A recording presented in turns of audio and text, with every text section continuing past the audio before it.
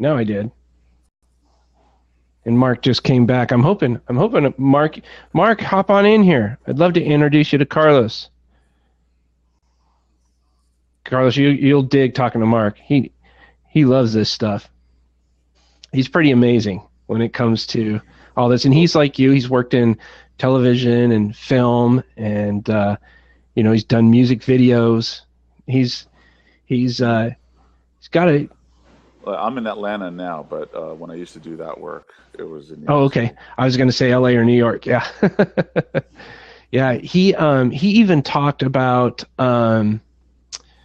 he did work for. Now he didn't work for P. Diddy directly, but the agency that he worked for was doing work, and he was actually at the studio when oh man, what's his name? It was P. Diddy along with who's the rapper, the big guy that got shot?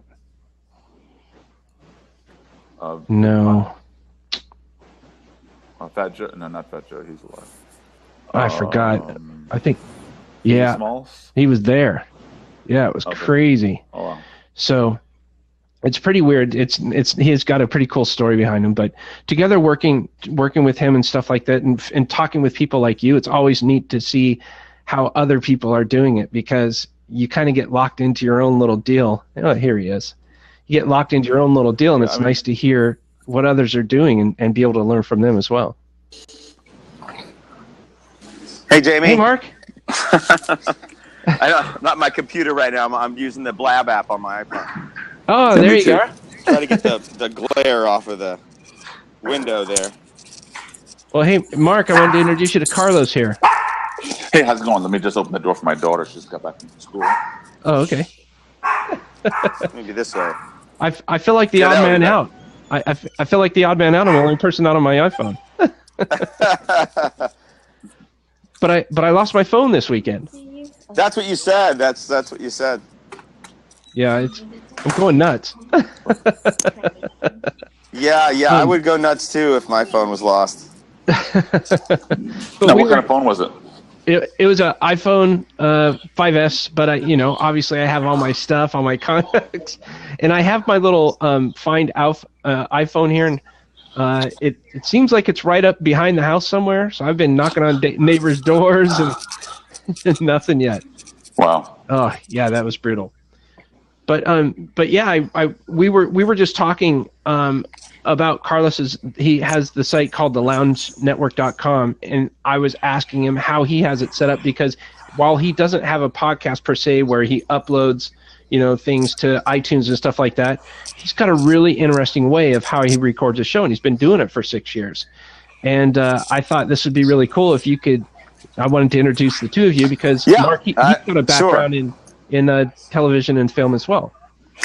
Well, for example, the old way of doing things about 6 years ago when I started doing it was the traditional multi-cameras, shoot it, edit it, Final Cut, and then post it.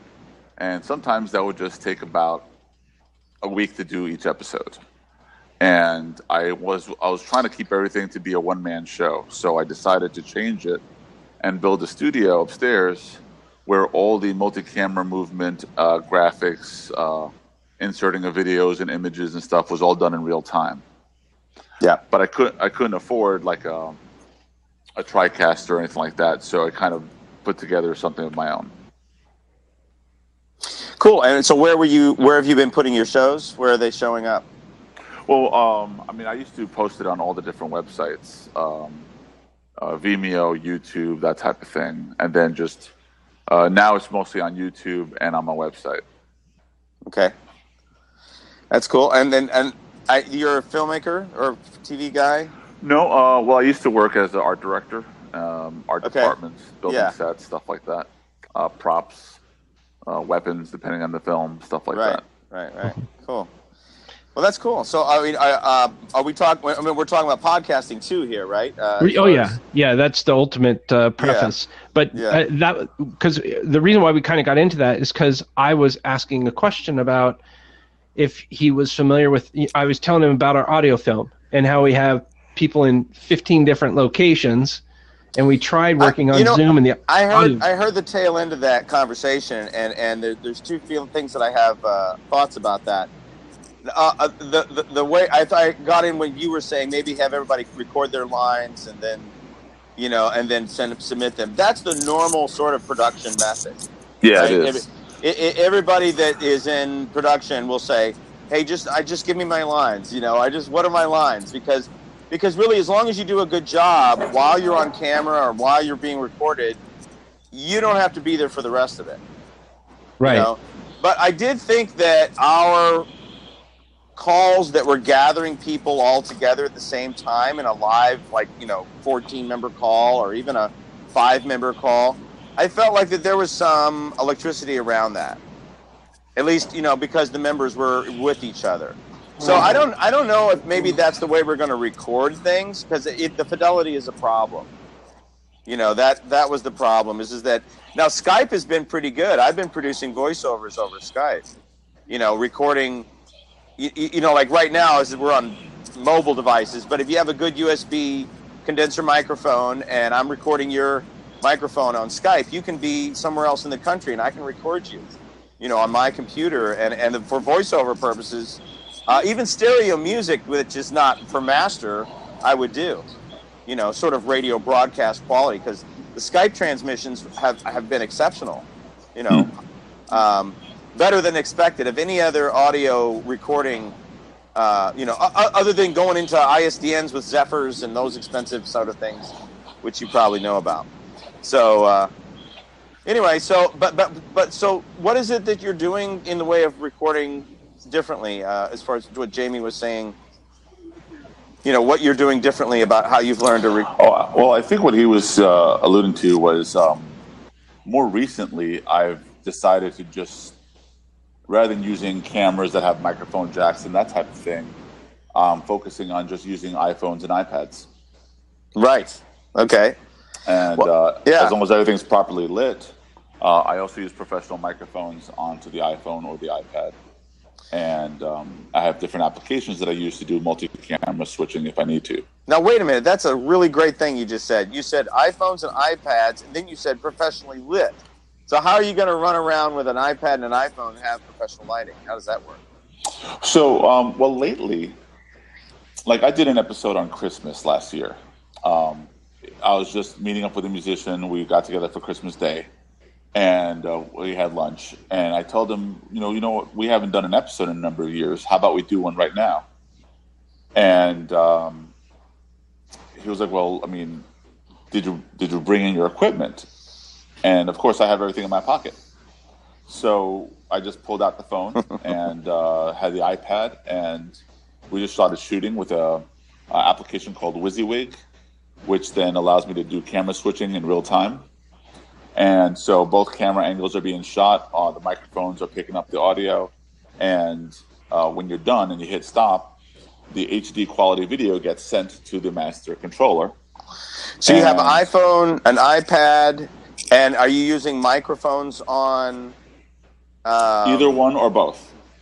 But I'm just saying, are the microphones the mics that are on the iPad and the iPhone device? Well, in that particular episode, yes. But from that point on, it's been using, XLR microphones. Through an interface connected to the iPad? Mm-hmm. Okay, yeah. Yeah, I can show you. Yeah, I haven't really been doing a lot with my setup, but we did take to Podcast Movement a setup which we actually didn't use, but... Hannah, because she's locked out of her house. She's locked out, yes. Sorry about that. My daughter's talking to me. That's all right. So one of the interfaces look like this. If I'm just shooting, and so you have the headphone jack. Okay. And then you got the XLR on the other side. Okay. And that's it. Wow. I see. So you're doing an analog sort of input through the. Okay, that's really cool. So. What is that called? Do you know what the name of that is? That would be called. I got a name for it. It's called an eighth inch mini jack to a female XLR. But there's a problem with that. Okay. So those are great if you want to use a regular video camera that has a headphone jack. the red recording jack, Okay. but it won't work on the phones. Okay. So you have to look specifically for those who are designed for phones.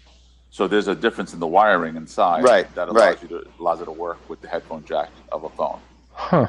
Yeah, I have seen that. And now that you say that, it's a great thing to mention to anybody who's listening, because that cable to the naked eye, to somebody like me, you wouldn't be able to see that difference. So now there's other devices that are a little bit more design specific to that. Like if you look up iRig, which is IRIG, they have a device, and here I have both kinds of jacks, but they have a device that allows you to use an XLR mic, and it has its own headphone jack, so you can listen to the recording as you're talking. So sometimes when I use Blab, if I don't have my studio ready upstairs, I'll set up my iPhone on a stand, and I'll hook up the iRig to a professional microphone and do a show right on Blab through through my iPhone. So you have the video quality and you have the audio quality equal to that of the studio upstairs.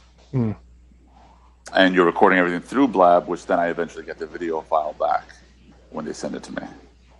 But to emphasize the jack on that cable, so this will go to a typical camera,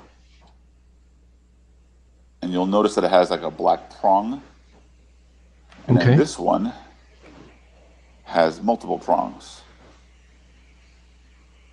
The bands, just if you look at that, they have names for them. They call them tip, ring, sleeve, and this one actually has tip, ring, sleeve. You see that?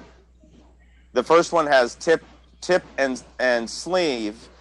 These are the electrical names.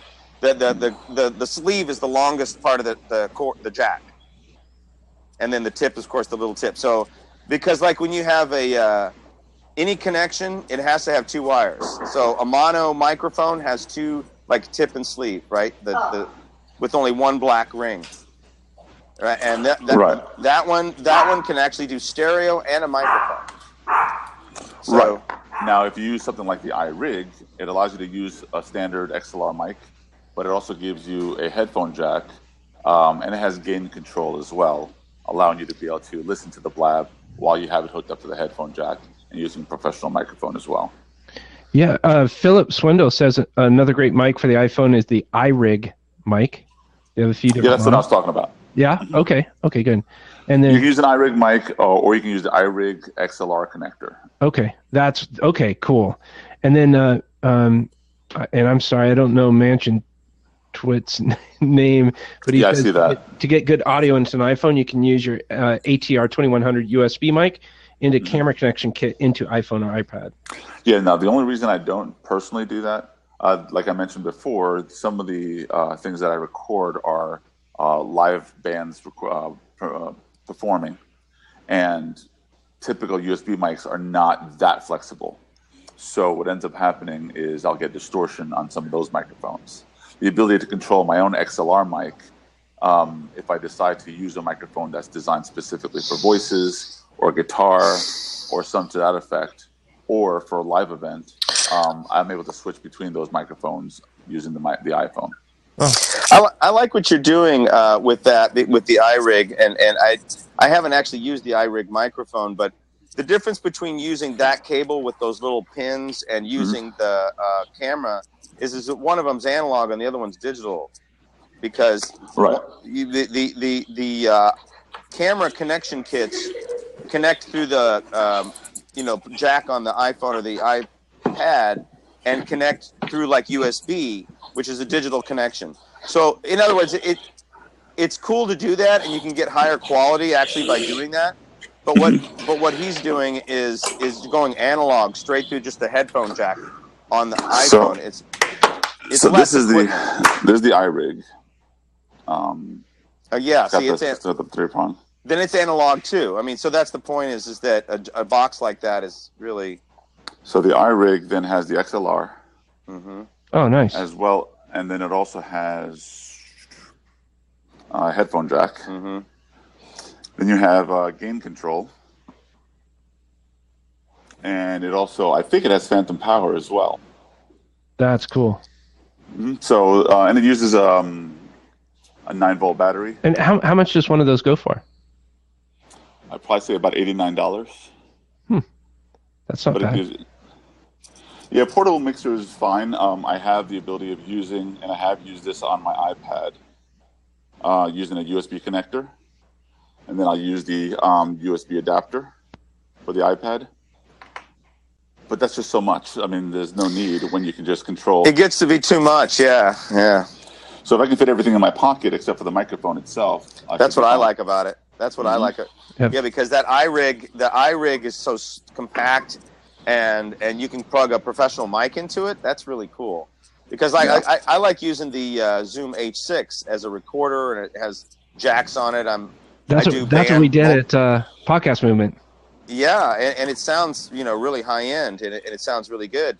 But it's a little bigger, and to be able to plug it into the iPad, which you can do as an interface, and then plug mics into it, and you can actually plug 4 to 6 microphones into an iPad through the Zoom H6 is a multi-track recorder. I mean, it's pretty cool, but it's still more equipment, it's still more wires, and if you're just running around grabbing somebody that you're gonna chat with, if you're just gonna talk on a blab, I would prefer that setup you have. It's just better and easier. Yeah, I mean, I recorded a gentleman also just recently got signed.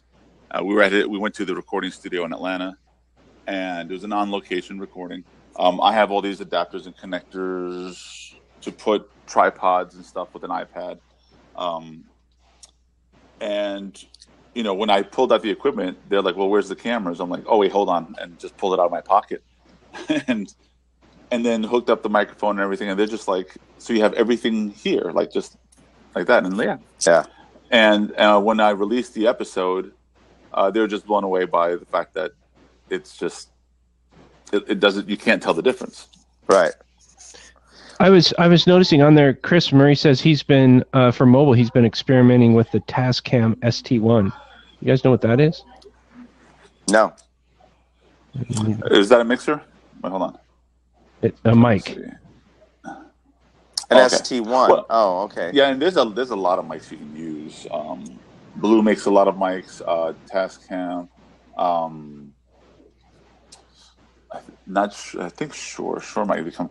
And there's another one, Rode, that's also they just recently released the ability of using an iPhone with 2 lavalier mics directly into one phone, and nice. I think that's impressive as well. So I'm looking at that myself. Well, did you see the new there's the new mic that came out from Mic Tech? I forget what it is, but it has the USB and the XLR. There's a couple now that do that. Oh, really? Mm-hmm. Well, the ATR 2100 does too. Yeah. This is that I thought that was pretty cool. He just I guess they just came out with that from Mic Tech, anyways. I think that's specifically made for podcasting. I think they're really making that targeting. I was talking to another rep that didn't know I was into podcasting, and he was talking to me about that mic. I'm trying to remember the name of it. Of course, they have the SST that we use, that you're using right now. Yeah. And you could plug that into an iPhone if you wanted to, but yeah, that'd be you're lugging around some equipment. Yeah, that's the thing, and so I like the idea of using the equipment of iPads and iPhones. Certainly, I mean, I'm just speaking over. I don't know what Sometimes I get complaints of the sound. I don't know if my sound is okay. But I hear you guys. Yeah, exactly. So. So I was just curious. You said you were using what was that? Was it WYSIWYG? I see WYSIWYG R27 from Cast Software, Carlos. Well, all I know is WYSIWYG. Oh, okay. I don't know numbers and stuff after that. I used it a number of times. That sounds kind of interesting. Yeah, it's very powerful. I don't know how many people have been using it. but I'm a deep geek, so I like to experiment with a lot of different applications. Yeah. And this is a video editor, again, right? No, well, I wouldn't call it an editor. It's more like a real-time camera switcher. Okay. But it's all wireless with iPhones and iPads. So I happen to have maybe 2 or 3 iPhones, multiple iPads, and I use one of the iPads as the main switcher. So that's your TriCaster system. If I'm out on the road, Right. Okay. And if and in terms of my computer system, it's a whole little setup I have here. That's pretty cool. That's not. Yeah. That's you got a submixer and what? Right. Do you want to tell us about that? I have multiple cameras for that. And then if I have guests, they'll sit over there with a camera attached to them. And then I'll use the multiple microphones if I have a band, for example. If they want to do a live performance, it's all set up and I can switch in real time. That's pretty cool. Wow. It does look really cool. And so you do green screen too, huh? Yeah, I mean, I will say my setup right now is very, very low budget. And so the green screen, you can really tell how low budget it is. But it's all done. What your portable alternative to TriCaster? I hear my audio there back there. To answer Phil's question, it's just a real-time camera switcher using iPhones and iPads. Will I call it an equivalent to a TriCaster? Not in a million years. You're not doing lower thirds in real time. You're not doing. So the way I did that particular episode I mentioned earlier on Christmas, after we did the real-time camera switching, I can output it to one video file instead of multiple files like Final Cut would do or Premiere. If you want to, you can output the NLE file, the XML file, to either Final Cut or probably even Premiere, and it'll hold all the cuts, and you can then adjust the cuts and so on. But I lost the visual of Mark. Probably still hear him. But I'm sure he's still, there he is. Yeah. And then what I did was while I was in the car as we were leaving the cafe that we shot the episode in, I was literally editing everything in iMovie on the iPhone, and including his music files that he sent me through Dropbox, and any picture files that I was using for graphics to swipe over, including 3D graphics for the introduction. And all that stuff was done straight from the iPhone, and it was online and on my website by the time we got in front of my apartment. Oh, wow. So no computer usage at all. That's pretty amazing. So what is it going to take you to become a full-fledged podcaster? Well, I mean, the key differences between what I'm doing and podcasting is if I want to do a video podcast, I can only imagine the expense of hosting it somewhere in order for the podcast to be linked to the different podcasting applications. That's where I'm kind of stuck on. Do I want to spend that kind of money? I have not. I've been doing everything as a hobby. I have not monetized my site. So I recently put ads on it just to see if that means anything to anybody. And that, so if I can monetize it and I can afford to put it out there in that respect, then cool.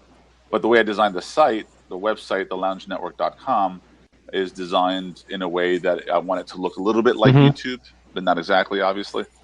And I want everybody to understand that it's a video website. Yeah, and Phil Swindle, he just asked, where are you hosting your video now? And you said earlier YouTube and Vimeo, right? Right. I'm probably going to put everything on Vimeo because I do want to release an app, and the APIs on Vimeo are a lot easier to use. So that's a thought. Sweet. That won't require me to host it on a particular place other than Vimeo. I wanted to respond to what you were saying about podcasting, because Jamie was asking about what would it take you to get into podcasting. I come from the video, even though I'm an audio and music guy, I come from the video world. I started in the music industry, but then I really headed pretty quickly towards the television and film industry. And so my thinking is typically, in a visual way, what people think of as programs, like shows and things like that. But So in that regard, I think like you do, because you're thinking about shooting videos and that sort of thing. Now podcasting, what are we seeing there? Now this is the episode I'm talking about. So this is the one that was done completely on an iPhone. I see. Yeah. Well, the thing, it's obvious that your love is doing the video portion of it. What podcasting is that's different than video is it's a program that people can multitask to. People then can listen to. It's not right. you can't do in video what you can do in podcasting from that regard. So if you're actually doing your shows and then you were to use podcasting, in my opinion, appropriately, you're going to, point to your show. Your video show is your show. That's your right. website. But your podcast is to talk about what you love that everybody else is coming to your video to get. It doesn't have to be your show. Do you see what right. I'm saying? You don't have to release your show as a podcast. It could be that, but you're talking about it being a whole lot more work and production. Maybe that's not what you want, or maybe you could release this as a video podcast, just like the shows you're doing on YouTube. I mean, I'm not sure why you wouldn't, unless it's diluting your destination. What do you think, Jamie? I mean, not at all. I don't see the dilution. I think I've been wanting to do it as a podcast. I don't see that much of a difference in terms of the production side, but in respect to now, unless you're just talking about audio podcasts, really talking about the whole hey, way of. There's Mr. He's going to jump into the conversation. That's right. Welcome, Phil. I hung around long enough. Here's my suggestion on if you want to keep your video in the podcast realm, and I put it in the chat. Put your most recent videos in Wistia and use them in your app and in your podcast, and just rotate them, and then have the archive on Vimeo. And you can point the links in your show notes on podcast apps and in your app as well, and then just go to the show note and actually go to the Vimeo rather than to the Wistia if they wanted to watch it, at a later date or whatever. The other thing is I like what Mark was saying. You don't have to do the exact same content on your podcast. Use the podcast as a tease to your video content, right. and promote your content using a podcast. All a podcast is another approach to get another group of people into your funnel. Whatever your funnel is, if you're selling or not, it's just another platform to get new people into your system. It's not the same people that are watching your show right now. Guarantee it's not the same people. Yeah, I call it a different distribution channel. Exactly. Yep. Right. And you don't have to give the same content. I mean, think of it like TV networks, and look at what they're doing. If you go and look at the video on demand, they're adding all sorts of little snippets and interviews and all sorts of stuff like that about the episode. After episode chats and things like that about the episode, and all that is designed to do is to get a whole different audience back interested into their content. So use your podcast as a way to get people interested in your content and then bring them to your website. Podcasting is full of people who love something. They have Exactly. to come and get the podcast. It's different than radio that you just turn on and there it is and you get what you get. Podcasts just sit there and will never, ever do anything unless somebody goes and gets it. And the only reason somebody goes and gets it is because they go, I want what you have. And I love what you love. And so podcasts, think about your show as like, why do people love your show? Talk about why people love your show in your podcast. Exactly.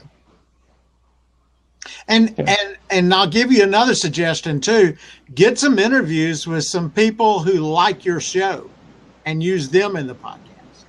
I'll say on video and television and in the news business, because I've worked in the news business, the most powerful piece of video is a testimonial. Yeah. Hands down. Man on the street. Man on the street. Social proof. That's it. It's never changed. Never. No, you said And you worked in video. news media. Yeah. What did you do? I wrote music for television news package. I wrote news music packages. I wrote Cool. music packages for news you may have heard. I don't know what city you're in, but I mean the opening of the news and the bumpers and the sports and all that stuff. And sometimes the jingles, watch our station, whatever The that kind of music stuff. image packages. Thank you. That's very much. And honestly, guys, that's why I'm here in podcasting, because my background is television, branding, and on-air promotion, specifically because my background is music, but music into branding. And I did have a television company for a while that was doing also all of the motion title graphics and and all of that stuff. But it's amazing how this medium of podcasting has what I feel are tools that are worth millions of dollars in people's hands, and they don't understand how to use them or what they're worth. And that's why I'm here, because this podcasting thing is a wheel that is going around, and it's not just a blog that posts and it just sits there and rots. It doesn't do that. It goes, people subscribe, and then people talk to each other, and they're helping each other. And then when you hear somebody, which I know from being in the music and sound business, it's different. I mean, we're seeing each other right now, and that's great. But hearing somebody is often enough to give you that confidence with someone. You just kind of go, you know what? I would work with that Phil guy. I would work with that Jamie guy. So that is not been possible before, and I know that that's what I've been doing all these years to influence people. So now that you can do it, and I'm just here to tell you what you can do. Like what Phil, you're so right on the money with your suggestions on the techniques. I just since I'm coming from the TV and video and branding of television, I have a little bit of a learning curve there too, to learn some of the things that in this world. But I will tell you what's going to be happening, and for me to bring these people, my next 12 months is going to be bringing television people into podcasting, understanding how podcasting and music people too, music industry people, is different than just releasing your record or releasing your show. Although you could do that too. You could make a serial, or you could make a show that has and I'll say one more thing about that. One of my biggest customers for many years were television syndication companies. Television syndication companies hire advertising type agencies or branding agencies to package their reruns. So when you're seeing Friends go to 5 days a week, that's coming off of NBC and Paramount Pictures. They made the show, but then they hand it over to a syndication company. Now the syndication company has to create all new marketing. They're creating all new packaging, and they're trying to make it so that it works for people in different areas that are being sort of franchised to. Think of it as a franchise, because they sell Oprah or Jeopardy or Wheel of Fortune one city at a time. They're building joint ventures. Well, and this is also the little secret behind Oprah. Like, people don't know that Oprah's the billionaire, and she didn't sign her show. This is actually a pretty good thing to know for blabbers and other people who start creating incredible content one day, is that she didn't sell her show with a single contract to the biggest network bidder. She could have signed her show to, NBC and been a Today Show kind of show, but she didn't. She kept it herself, and she signed a deal with a syndication company. King World. And King World, exactly. And then King World, sold the show one market at a time, which made a whole lot more money. But it's a little bit easier. I lived in New Orleans when NATPE was in New Orleans. And they go to this convention, it's National Association of Television Producers and Executives. And I literally at lunch, I was working the room. I was doing audio and video. And I was sitting there for lunch, and I literally watched $12 million on one piece of paper shipped across the table. I'm sitting there going, and Phil, tip off that just for watching. and Phil, that's why it's really hard to get television people to understand what we're doing here. Exactly. And I'll tell you, the cents and dollars leap is a hard one, because the zeros are so huge in television, and television has that system down, and honestly, a lot of my income as a musician is now from playback of music on television that is then getting royalties, and podcasts don't do that yet. So right. It's, well, I mean that's going to change. I mean, how should I put it? So television is going to change in the next 10 years pretty heavily. For example, it'd be sooner than that if the FCC has their way. Oh, agreed. Like right now, the way I see it is eventually cable is just going to be transmitted through the internet. That way you get rid of your cable boxes, or you might still use cable boxes, but see, here's the thing. That the problem with projecting television is that everything is in such a state of flux right now. ESPN is now producing content solely and exclusively for internet. They're bypassing the cable networks. So cable is about to be in the same place television is, going, what do we do now?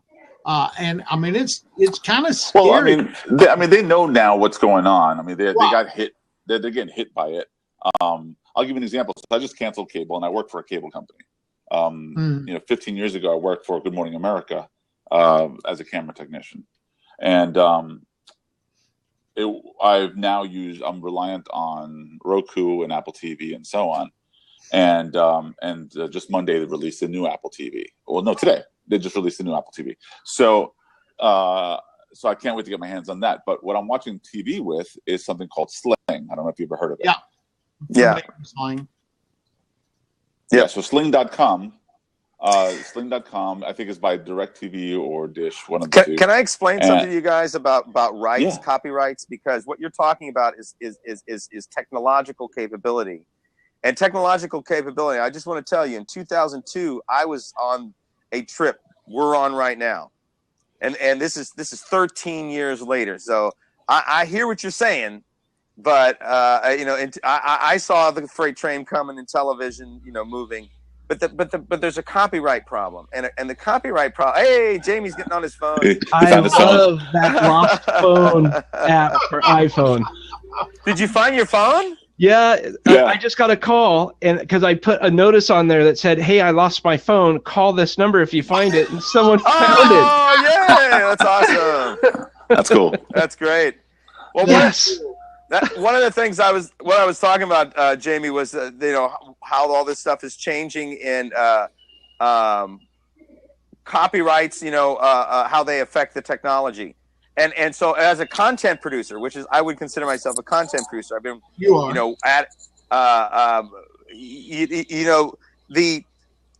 the programs themselves have copyrights in them. Okay, right. And if you're a Hollywood producer or a TV producer, you have certain rights that you have to secure so you can put it on television. Now that we're going into all of this new realm of stuff, there's copyright roadblocks that are not been addressed yet in the shows that have already been produced. Yeah, so especially the old ones. Yeah, especially the old ones. So then what was supposed to happen to make the rights available to broadcast on your line or whatever? Is confusing, and sometimes it's not clear, and especially in older programs, like you say, that had no idea where we were going in the future with content. And so anyway, the point is, and I wanted to say this, one of the things that I feel we're in right now, and I'd like you guys to really understand this from a copyright standpoint, this podcasting thing we're all doing here and all of this social media stuff is ultimately driven by a way for us to help each other. Okay, I'm here to help you guys. I want you guys to help me. We're all here to really do something positive, and we're all here to do that, to make that happen.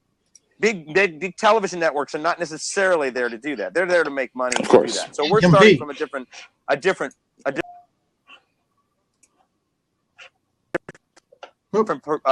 starting. Are you there? I got a call. Sorry. I'm on my phone. So I got to put it on airport. I got to remember that next time. So the thing that we have to push forward in this world we're in now, which is ahead of the television industry. The television industry hasn't caught up to this yet. Well, technology is always ahead of the right. But we're trying to teach people about how to create content.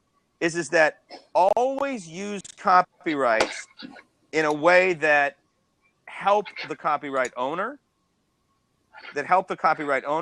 promote the copyright owner, or in some way, if you're making money, make sure you're paying for the use of the copyright.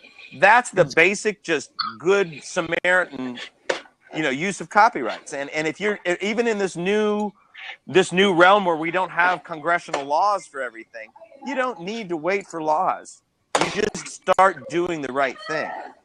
And I would say put music that's copyrighted into podcasts. You know what? It's not actually legal, right? But I would personally do it if I was promoting the copyrighted material, because I'll give you an example. There's a guy who made videos with Disney videos. He took Disney films. Straight away, took the Disney films and cut them himself into some videos to music that he created a beat for himself, a little boogie kind of beat, kind of thing, kind of whoop whoop, a little mashup with all Disney films. Now, none of the video was original. Okay, everything was from the biggest Disney movies that you and I have seen, Captain Hook and Pocahontas and you name it, right? I'm going to tell you the middle of the story, but the end of the story, he ended up getting a Pixar endorsement. Really? Okay? And he also ended up doing a Kickstarter where he raised $20,000 to go shoot another video that was original with Tibetan monks. I mean, he's a crazy, but he was a music producer, and what he was doing with these mashed up videos was promoting Disney. And so when Pixar got wind of it, and when Disney got wind of it, they cut out. What he was doing with the videos was what? Okay. I said what happened with the videos then is ultimately he was promoting Disney. Yeah. And all of their products. He's got blab freeze again. He probably has another call coming in. I did. Like trying to block him. Before I do this, this is my first time on a blab on an iPhone. He was creating something new. He created an original edit, right? This was not like he didn't take a Disney film verbatim and put it on his YouTube channel. And that puts it in the gray area, though. Well, and that what puts what in the gray area? Well, so copyright has certain limitations. If I do a show, for example, where I'm commenting about a Disney film, and I use a very small amount of the clip and I put it into my show, if I'm making my own commentary, maybe I'm rating the film, stuff like that, there are certain legitimate uses of copyright that you're permitted to use. And so because he didn't use the film verbatim, that may have put him in the gray area that allowed him to then get recognition more so than it sort of is and sort of isn't. I know exactly what you're talking about, and I'll actually put a name on them. There are two actual things. One is news gathering and education and reporting. Those you don't need to be right.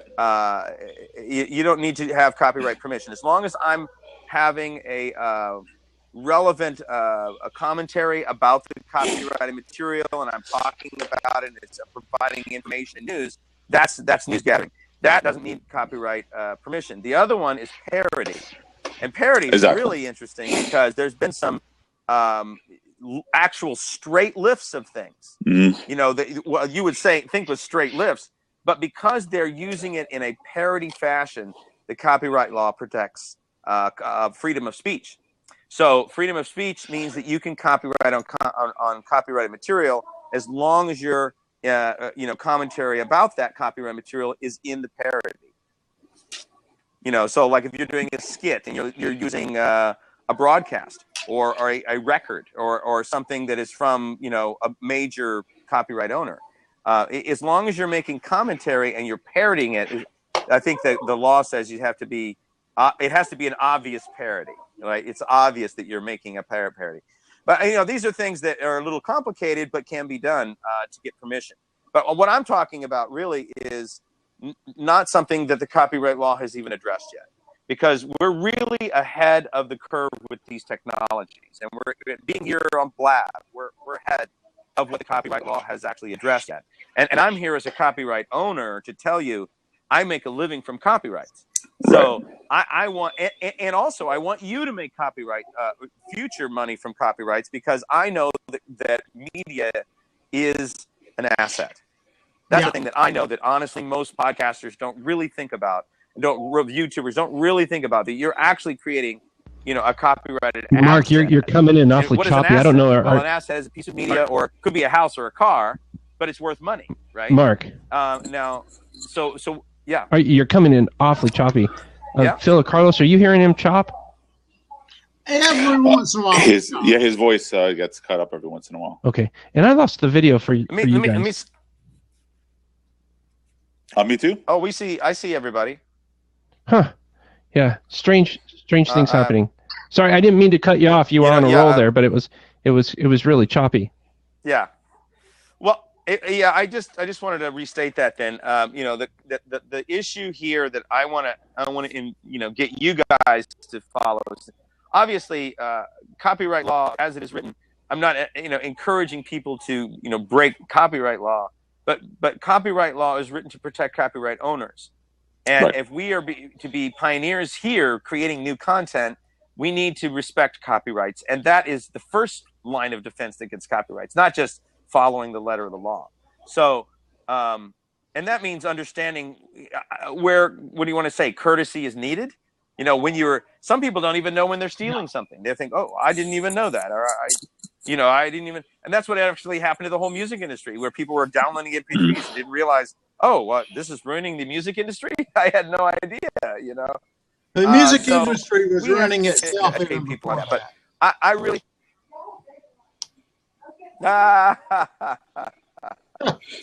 Well, it's a wonderful new playground now, and I think we have to help the music industry, the television industry, the film industry come into this new world that we're exploring here. And you guys, I'm getting TV people reaching out to me now asking, what is this podcasting stuff? What is this social media stuff? Or how does this all work? And how is this different than, television? And TV people are interested, to learn where this is going.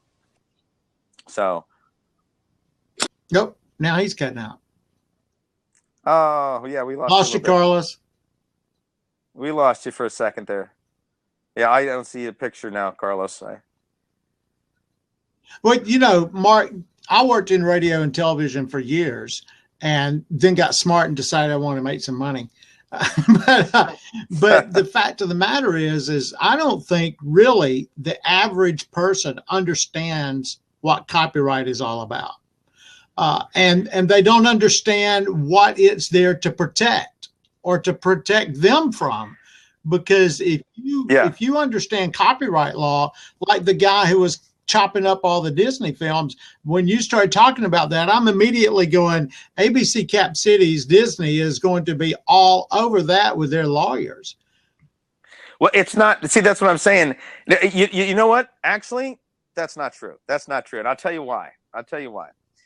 Their lawyers want to make money. Disney wants to make money. And if you're chopping up their films and doing something and you're not making money, their lawyers don't care. But when he got that $20,000 Kickstarter, that's when I went, yeah. That came after. That came later. And he was already a sponsor of Pixar by that time. And this I need to find that guy and put him in the show notes or something here, because but I really want you to think it through here. All right. First of all, I'm two things. I want to answer a question you said. Copyright. A copyright is created the moment you affix your idea. The moment it's published. Right? And the moment not the moment it's published. That's different. The moment it's published is a separate moment. Actually, it's two different moments. The moment that it's copyrighted is the moment that it is affixed. In other words, like right now, Jamie has a recording going of this blab. As this recording is recording what I'm saying is being copyrighted. Right. Okay. It doesn't have to be broadcast to the world to be copyrighted. That's publishing. Okay. And publishing is a separate thing. And the reason why it's always been separate since the beginning of the music and film and everything industry is because there's people like me who go, yeah. Well, now we've lost you. Hey, I've got an idea. Let me write it. I keep getting a call. Or let's write a song, or let's make some content, or let's make something creative. And then you hand it off to the person that says, I know who will use that. I know how to monetize that. And then that's, the publisher. And you know, to be quite honest, in me and Jamie's relationship as a partnership, we're kind of like that. You might even see I'm the creative guy and Jamie's like the publisher guy. I haven't really been the social media guru. You haven't seen me everywhere on social media. I haven't been that publisher person. I'm the producer person. And so when you realize people's abilities, you can actually start to really, let's see, I think we got Carlos back here. Trying to get him. He's coming. You can start to really, we can all work together, you know, and I can use the, and Jamie, and we can all do the things we really do best. And I can say, hey, you're good at this. And one of the guys that I knew in Hollywood who went to University of Southern California, he's actually a music composer who wrote the music for The Usual Suspects, right? His friends in school directed and produced the film, and at the time, he was the film editor of their projects in film. But what happened was they said, hey, John, do you want to write the music for this? And he said, sure. So he wrote the music and edited a film for them. Well, it turns out that the team was very successful, and then he went on to a career of editing film and being a music composer, which is very rare. That just hardly ever happens.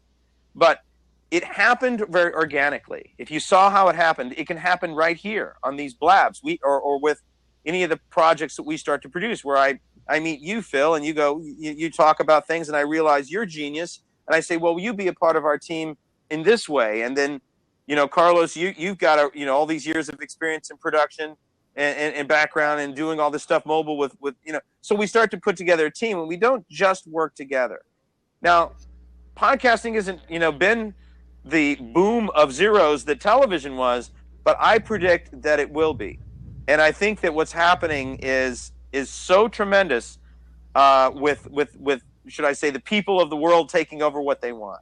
And that's why I'm here. That's why I'm here. I love that we can make our own content with people we meet just like this. Hey, go ahead. I'm not sure it's the land of multiple zeros just yet, though. And I'm going to tell you why I think it's not. While I'm holding my shoulder, I'm going to have surgery on tomorrow. But the reason why I'm not sure that it's the land of multiple zeros for a while is because it's the wild, wild west of content creation right now. And everybody and the grandmama's trying to be the next John Lee Dumas, and they're not understanding how to be the next John Lee Dumas. And they're copying ideas, they're copying concepts. They're basically being a really cheap zero graph.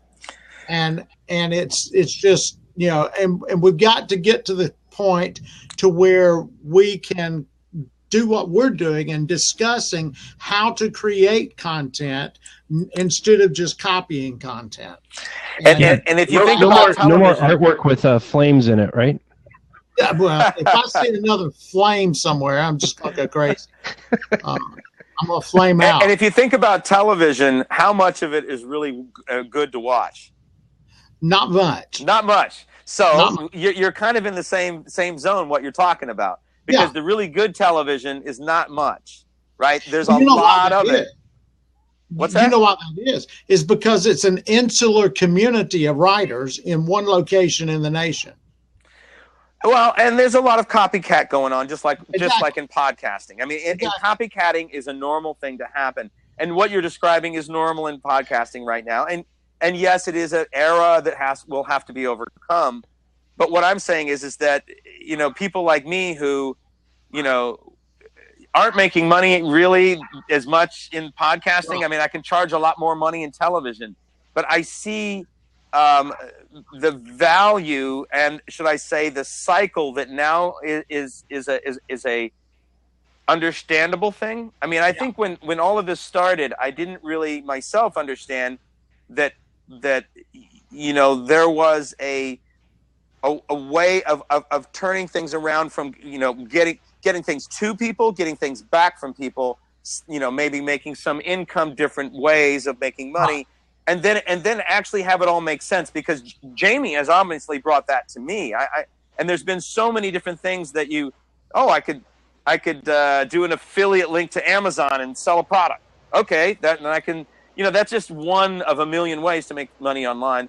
And once you realize that you can do that, all you have to do is now start creating great content, and people don't know how to do that yet. But Exactly. So that's why I'm here. Philip, And, I actually had a question, and this is maybe a bit of a segue, but you had just briefly touched on it before. Could you know a thing or two about show notes? And A little bit. a couple things. I mean, I know a guy anyway. And so, what value do you place on show notes with regards to not only the actual podcast, but what value do you put on show notes? I think show notes are extremely valuable and highly overlooked by podcasters. And here's why. It's just another point of entry into your funnel. But here's the difference. Google can search that content on your website. They cannot search the content in your audio or in your video. And so they're working on that. That's why they're doing the transcripts on YouTube. But it's just not there just yet. That's why they did the whole Google Voice thing. Google Voice was an experiment of their software to be able to translate voice to text. That's the whole concept of the Google Voice platform. And once they got it to a certain level, they put it into their YouTube platform. The problem is if you go and look at their transcripts, it's kind of Yeah. Yeah, exactly. But if you hire somebody like me, a show notes guy, to translate your audio content into high quality, long form podcast show notes, articles basically about the podcast, then what you've done is you've allowed yourself to increase the value of your website in the SEO's eyes, in Google and Bing, in Yahoo and all those. And so your content increases the value of your website. And the whole idea with a podcast is to bring people back to your website. And if you're podcasting and you're not doing something to bring people back to your website, you're podcasting incorrectly. Yeah. Because it's not just about, hey, I'm talking about this subject, or I'm interviewing Jamie J about podcasting. It's about, oh, by the way, if you'd like some more great content based on this topic, whether we're talking about the proper mics or proper mic usage or whatever, you need to have more content on your website than you do in your podcast. And I think podcasters, sadly, have not grabbed that concept just yet. As a whole, somehow. How are you liking doing the Podcaster's Paradise?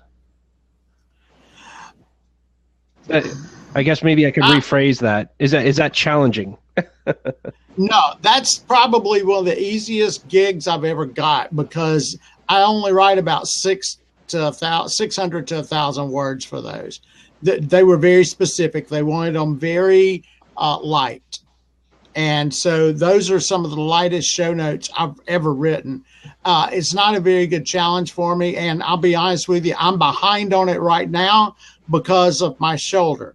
And once I have the surgery, I'll be able to catch up.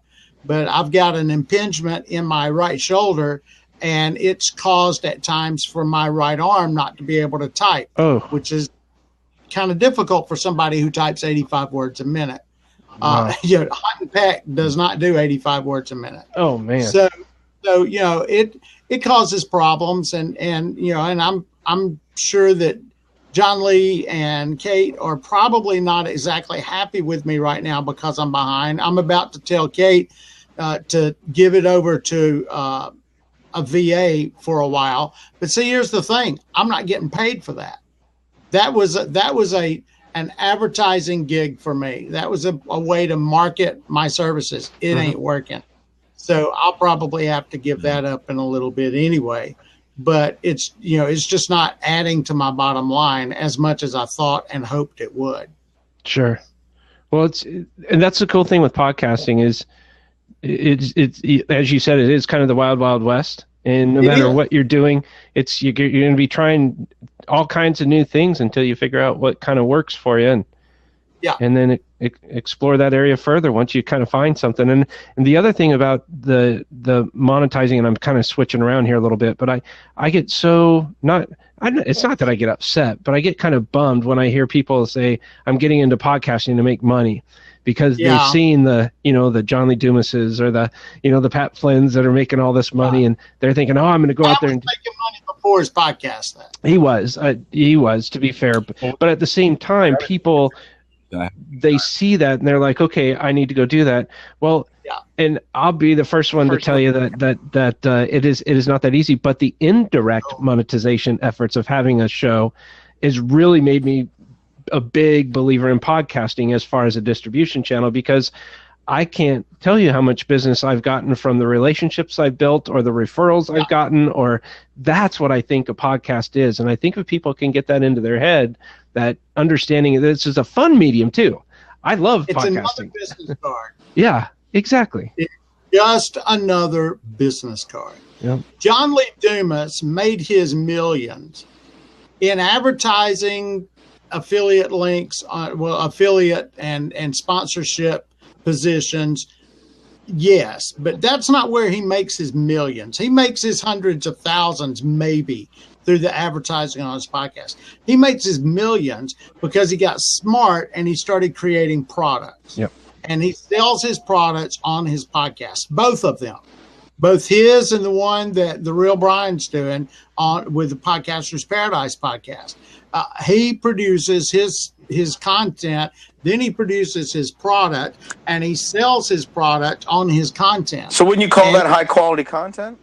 Exactly. Yeah. Exactly. Yeah. I mean, when I was producing the Podcasters podcast, I didn't sell any ads in my podcast. I produced an ad for ShowNotesGuy.com and for writing show notes for people. I was not near as successful as John Lee because I didn't have the audience John Lee had, but it helped. It drove some clients to me, and for that I'm grateful. But, and in the meantime, it also added to my authority reputation as well. Meow. This is Roxy, Hey, Roxy. the one with the tattoo in her ear. I had it posted on Facebook the other day. Ah, She's from Hawaii, so she has a tattoo.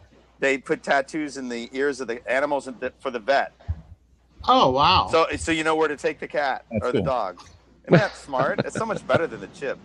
Yeah. So, you know, what you're saying is creating high quality content. And in this case, John Lee Dumas created high quality content for the internet. It doesn't mean it was a great TV show or a movie. Right. For him, it was content people needed, and they came and they got it. And this is what we can all do. I mean, what is that high quality content? We have to think of it for ourselves. But the fact is that you have high quality content. I have quality. We all have something that we have. The secret is not just the high quality content, but the expected content. And here's what I mean. Even with TV episodes, if I'm watching NCIS Los Angeles, Los Angeles or New Orleans or NCIS, I know the characters. I know how they act. I know where they're going to be. If it's NCIS New Orleans, I've lived there for 4 years, so I know just about every place they're shooting, and so I have some familiarity with it. And the thing that podcasters have to understand is, number one, you need to be consistent in producing high quality content, but you also need to be consistent in presenting your personality. And if you become one of those podcasters that just sort of slaps stuff together and begins to have unexpected content show up, you're going to lose your audience. Well, podcasting is used differently, and I love that we were talking about show notes earlier, because the show notes give the information that Google can look for. Exactly. And we had a discussion with Lynette Renda the other day, and Lynette was doing a blog post every single day and doing show notes, and she said, what if I were to do like this really killer blog post at the end of the week that's like really an awesome, really worked on blog post, then convert what really my posts were doing to show notes, and then spend more time on my podcast. And I said, that sounds like, I don't know, it sounds like content that's more made for the way that is needed, because the show notes are searchable. You can find what you need. You know what's in the podcast. Then you listen to the podcast and you go, oh, there's the person. There's the personality. So you get out of that what you couldn't get out of anything else. You want me to tell you my formula for my clients? Let's hear Heck it. yeah. Here's my formula.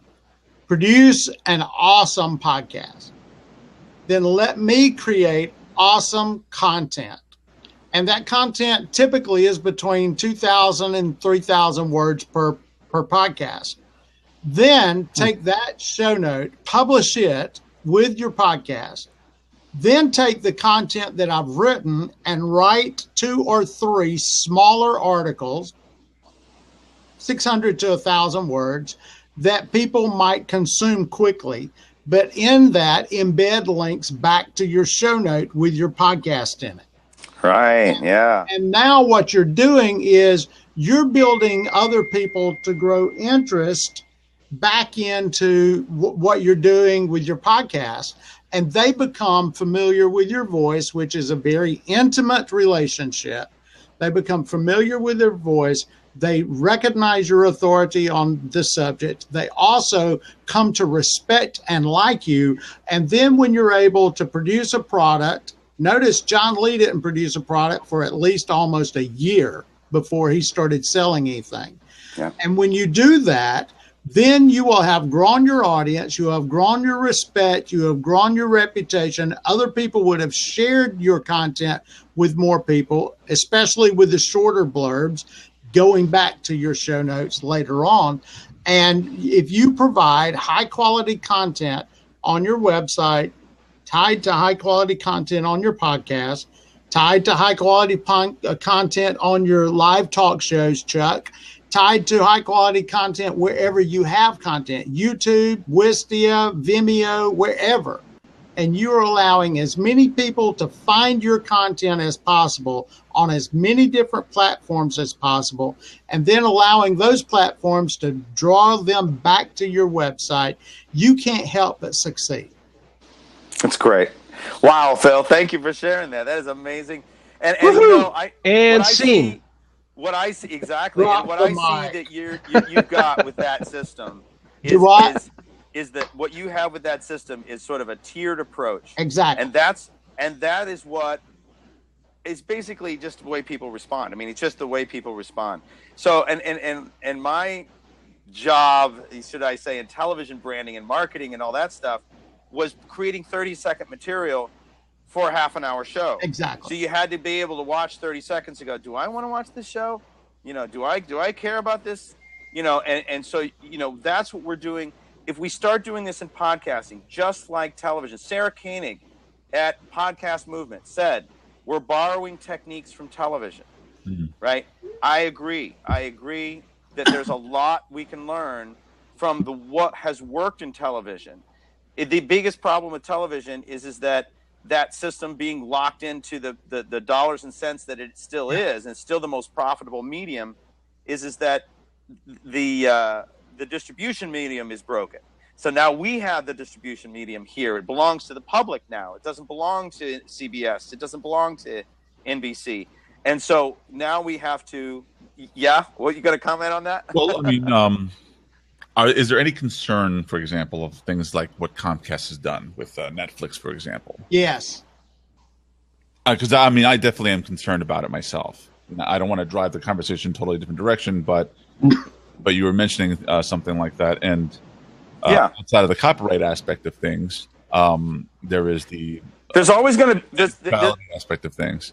There's going to be a lot of fighting between the big boys over this medium, but I got to say, I'm a leader, not a follower. So I'm just gonna run as far ahead as I can in a should I say, a positive direction.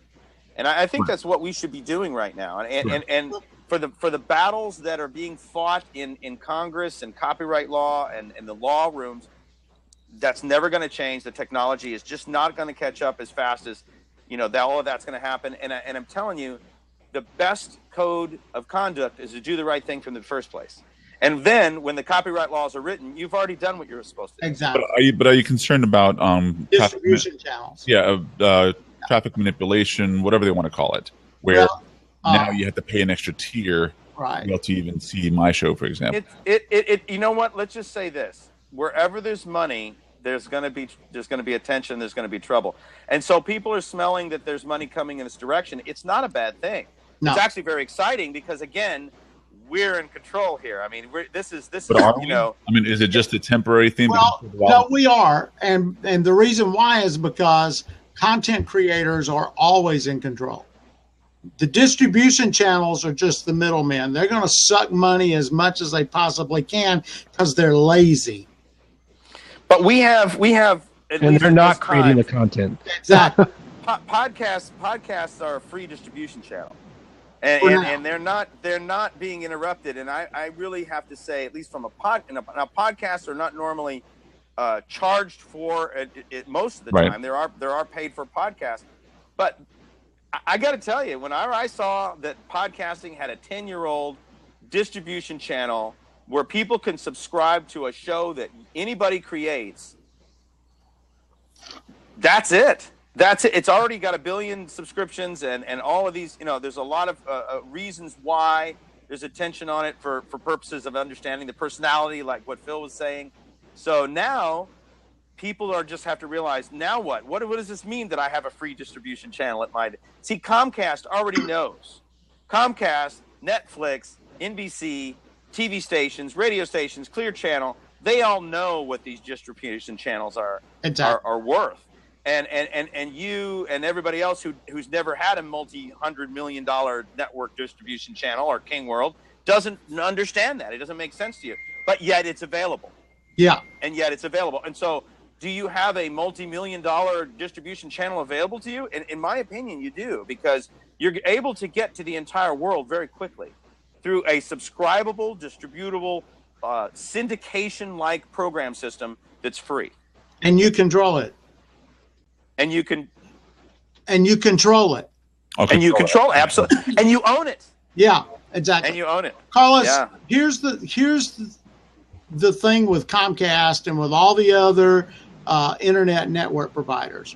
Number one, they're going to try to suck every penny out of anything they can because, like I said, they're lazy. They don't produce content. The reason Comcast bought NBC Universal is because they're realizing I have to produce content if I'm going to be profitable in the next 20 to 30 years. And content creators never go out of style. Exactly. There's always going to be somebody creating content, and there's always going to be a new distribution channel. If it's great content, it's going to survive. Look, I don't know if you're a Christian or not. There's a reason why the Bible has sold so many copies for so many hundreds of years, whether it's on your iPhone with a YouVersion Bible or whether it's on your desk with a King James or an NIV or whatever. And that's because it's good content. There are good stories in it, good life. Amen. All sorts of things you I'm sorry, I'm a preacher on the side. That's all right. But the point is, it's great thinking content. Content sells. And Comcast and AT&T, there's a reason why they bought DirecTV. It has nothing to do with satellite television. So when you realize that we have a free distribution channel that's worldwide and it's free, which is blind. I mean, you used to have to be NBC. Oh, yeah. I mean, right? $1 million easy for even a low-power television station 10, 15 years ago. Right. And so now you can distribute for free. Exactly. So now what are you going to distribute is really the question. Right. Really, it's just really about, how awesome can you be? Is it really great stuff? I mean, can you be better than NBC? I mean, go right ahead. Yeah. I mean, because if you have a better show than what NBC can produce, I bet people will watch it. I bet people will watch it. Here's my problem, though, when everybody starts comparing podcasting to television. And that is, and I've worked in television, I've worked in radio. I still relate podcasting more closely to radio than I do to television. And the reason why is because there is a missing part of the picture, no pun intended, in podcasting.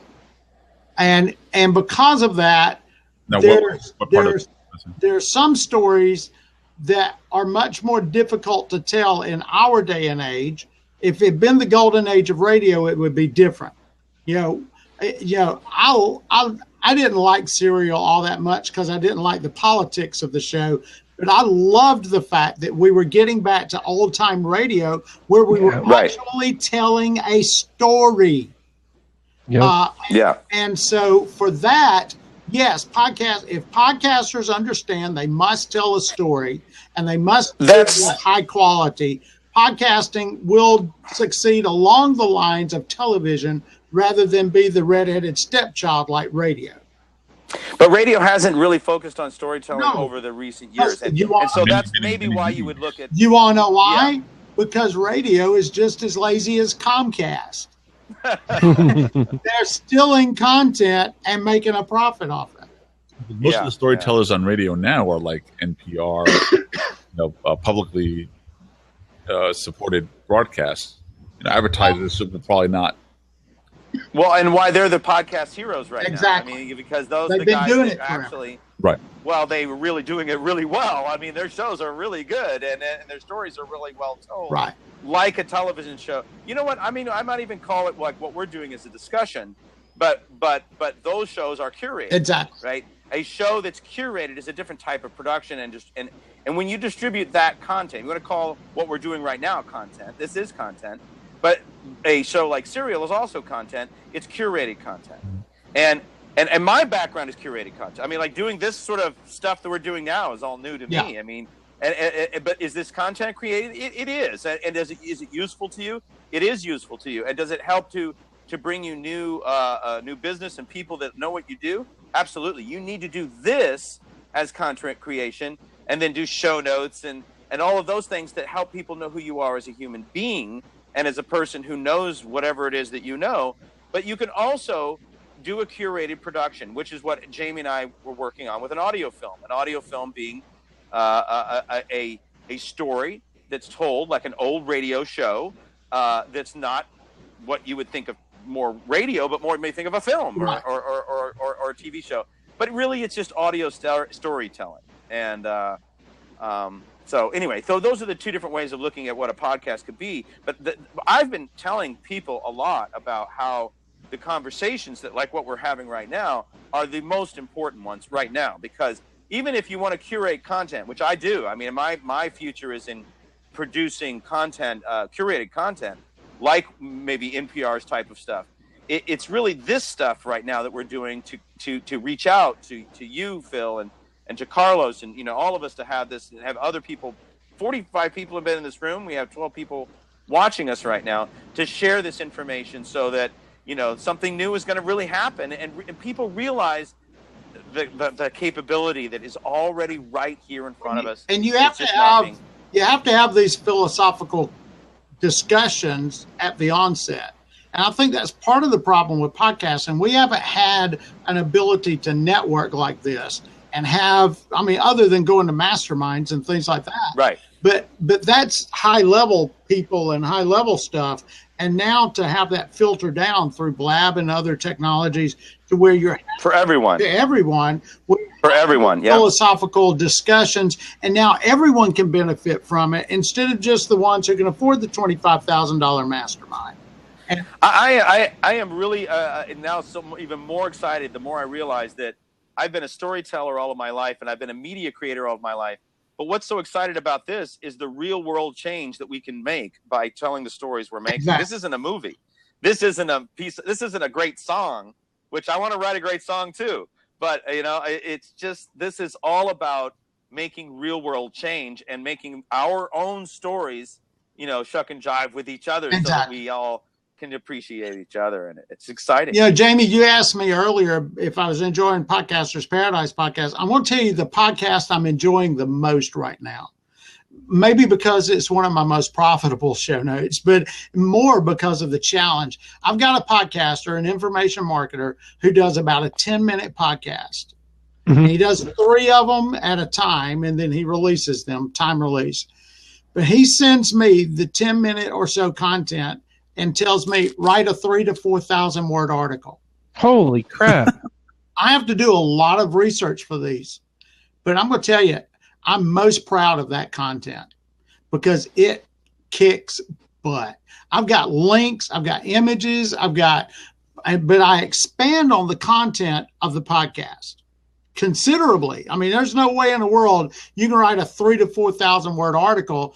But it's what the podcast is about. Exactly. He doesn't even. Yeah, Exactly. That's why I don't even want to stay and listen to an hour of a podcast. Right. I just want to listen to it and I go, oh, that's what I've been looking for. Yeah.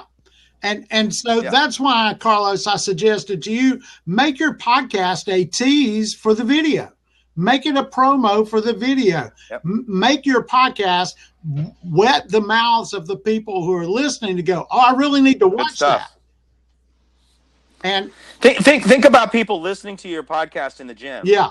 And they're thinking, man, I wish I was watching his show. Right. Man, I got to get home and watch that show.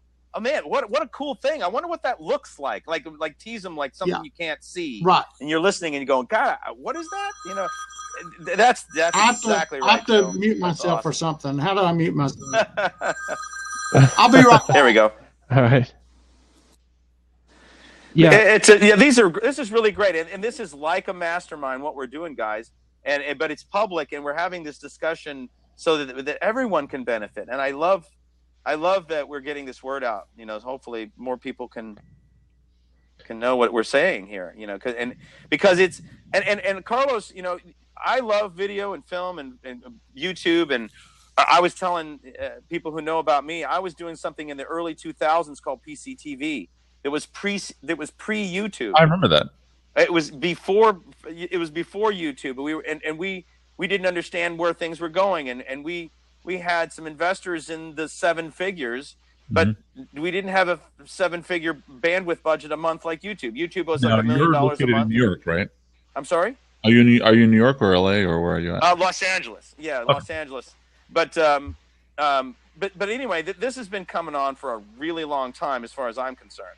But this is now here. It's, you know, there's already a syndication system. There's already Libsyn. There's already iTunes. There's already podcasts you can subscribe to. And YouTube was born into, isn't that funny? Oh, I got to go do something. Hey, let's take a look at that. Now I got to go. Right. Now they're trying to change that with Red. Well, what do you mean? Tell me about that. What do you mean with Red? Have you heard about YouTube Red? That's with the advertiser free. Right. So they're going to charge $9.99 a month to basically remove advertisements from the YouTube videos you watch. Right. But to them, it's just the beginning process of possibly either doing their own content, because, you know, they want to kind of create a budget for that on this side, and then also, they've already permitted some. Let's say I have a film that I want to make money off of. I could put it on YouTube and then have people pay to watch the movie. So it's kind of like this new section or new way of bringing in. I'm not a big fan from big media stuff like that. Actually, I mean for those of us who are creating, them creating their own content. You mean? No. I mean big media starting to charge a fee like the $10 spot. I do pay for Spotify. I'm sorry? To remove advertisement? Well, okay. I think you got to make money, right? And if you can go through big media like YouTube and to remove advertisements, I think a lot of people would just say, fine, you know, that is worth the $10. For me on Spotify, I don't pay Spotify to get rid of the commercials. I actually pay Spotify because I want to go and grab that song and that song and that song. Because I can do that on YouTube, but I prefer having a whole record. So anyway, that's why I pay for Spotify. But why would I pay for YouTube? If I got rid of the commercials, yeah, the bottom line is that people don't like commercials. Okay? People don't like commercials. But also, what about the future of where we're going by providing value? Right? Who says that commercials even have to be the way we make money? Right? YouTube is doing this because it's the way for them to figure out how to do this on a big media level. But for those of us who are doing it independently, we can actually figure out ways like what Phil was saying. John Lee Dumas made all of his money through a product he was selling. So he doesn't, and the product is advertised in his show. But if you like John Lee Dumas, you don't mind, looking into his product, and that's going to be the same for you or me or anybody else. Now, if I advertise something. Okay, you know what? Let me mention something, Jamie. I haven't mentioned. I just want to remind you not to scoot too far off topic. Okay, well, this is a topic about podcasts advertising, Okay. and whether or not maybe you would put advertising in it. And then maybe you can address this too, because Melanie asked. I watched a video yesterday about a thing called Podmatch. They match podcasters with sponsors. Have you heard of this? Okay, this is exactly what we're about to talk about. Think about this. I am about to launch a podcast that's called The Mark Hafner Show. I don't want any advertisements. Who's that guy? Who is that guy? And it is advertisements that irritate me when I'm listening to a podcast. So I thought, I don't really want a lot of advertisements in a podcast for somebody to listen to what I would do. So how can we solve this problem? Well, if I did actually have sponsors, if I did have somebody pay me to be in my podcast, like if I did think about it for just a second, what about choosing the sponsors of products and services that I have always been a user of? Now, they may not be people who are spending money in podcasting yet. They may not be people who are, sponsoring podcasts. But I can tell you that people listening to my podcast, and I'm promoting, say, GoDaddy. Because to be quite honest, I've used GoDaddies for 30 years. I've been a customer of GoDaddy for 30 years. It's just the truth. I'm not here to BS anybody or to sell something that I don't believe in. I used that company for 30 years because it worked for me. And that's what I think we should be doing. I think we should be moving more towards, hey, Carlos, you've got great stuff going on. What does your world look like? What kind of products do you use? What kind of services make you happy? I would like to know. Now, maybe they're not sponsoring your show yet, but I think for those of us who really understand the power and the meaning of this whole new podcasting thing that's coming to us personally, we're going to start putting our personal love into this stuff for even the people who are the sponsors. I don't want anybody to sponsor my show that I don't love. And I don't want anybody in my show to listen to sponsors that I'm not really sure about. Exactly. Maybe they're paying me a lot of money, but I don't know. Are they really cool sponsors? Do they have a really good service? GoDaddy, I've been using them for 30 years. Okay, I'll recommend them. Who else am I going to This message has been brought to you by iRig. There you go. There you go. I love it. That's what I'm saying, man. Now, that makes me so excited because that's exactly what I think every podcaster should be doing. Stop trying to go chase some dollars. Yeah, Just and love what you love. I like just what you were talking about. It makes a big difference that if you're reading the message and it's more in a dialogue atmosphere rather than the voiceover that comes in there, by GoDaddy. Both are important. Both. Like what me and Phil have been talking about, show notes and podcasts providing different benefits. They're both kind of blogs. The show notes are kind of like a written blog, and an audio podcast is like an audio blog, but they have different abilities. Like you can't get my smile and my facial expression in a written blog. It just doesn't happen. So there are different ways of communicating, and when you use both, like what Phil is saying, you get double the benefits. Exactly. You shouldn't just use one. The other thing is having worked in local radio, having to do live spots, which are very lucrative, but they're also very demanding because you're going to get, most of the time, you're going to get a script. And the problem is none of the script writers ever write a script for you to read. They write a script for them to sell a product. And so it's not in a natural discussion type tone of writing. And so if you're halfway decent at being a verbal communicator, you're going to take that script and basically bullet down to bullet points and then just tell the story. And There's something even more than that because, Phil, I got to tell you, being a trained media person, people want to get the information tight, like your blog, having all that awesome stuff, But at the same time, it's really hard to do, but everybody wants to be conversational. Yeah. I mean, when you're done, at the end of the day, I talked to a writer the other day who's a really, really good publicist, and she said, the way that I work is I write first. Like I was trying to get her to record and then maybe transcribe it or work through, that method, right? Kind of a backwards method. But she wasn't used to that. She said, I write first and then I read it out loud to see if it's conversational. Exactly. And I just had to laugh because I go, I know, because today you can just be conversational, just speak out loud, become conversational just because we are conversational, then work backwards towards text. Or Hey, Mark, writing. I want to interrupt you because Melanie Hall wrote that. Note to Mark, I actually did my first podcast Saturday, all because I was here last week and talked to you about it. Huge thank you for giving me the nudge I needed. Wow, Melanie, thank you. Congratulations. Thank you. Congratulations. You made my day. That is absolutely amazing. Thank you, and thank you for coming back. That's Now, what very was the exciting. topic there, Melanie? What's the name of your podcast? Put it in the show More notes. Yeah, type it importantly, in. what's the link to your website? Thank you. Yeah, put your link in there. We want your link. And where are your show notes? And who's writing? Right. We want to promote you. We do. Yeah. Put a link to your podcast in the yeah, of course.